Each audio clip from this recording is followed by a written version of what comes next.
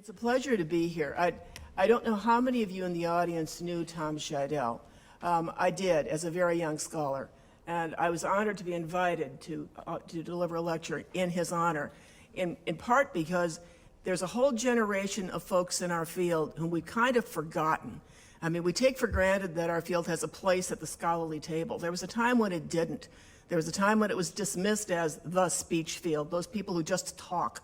And the assumption was anybody across the university could walk in and do exactly what we were doing in the classroom, because of course everybody knows how to talk.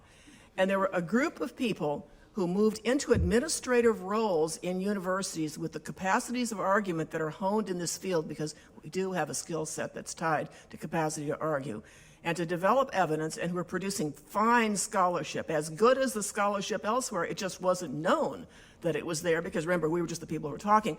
And those people in that administrative capacity, coupled with their scholarly capacity and their skills as communicators, built our sense of legitimacy, both for us and for our universities. And you can name them across the major universities. They built first-rate departments in the process.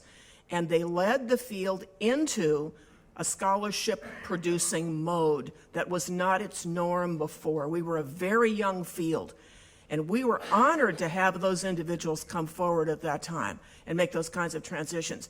Now, with very few exceptions, they were men. Marie Hockmuth-Nichols was one of those exceptions, and she got excluded from a major conference. They didn't even think to invite her.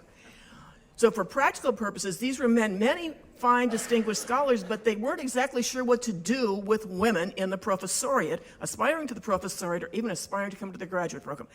And there were very few among them, and Tom Scheidel was among them, who championed women moving into the field, and that is how I came to know him. He did not advise me, he did not teach me. He was there in a circle that ensured that those of us who were just coming into the field, we were the only ones who were women in the field at that point. We were trying to break everything through as fast as we could.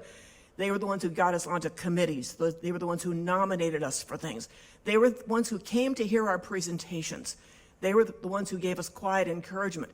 There were only a handful, and Tom Scheidel was one. It is an honor to honor that legacy and to say that I know that you are the beneficiaries of it, because this very fine department was built in part because he was able to set it on a firm foundation, but also legitimize it in this fine university and legitimize it and with it the field for the rest of us.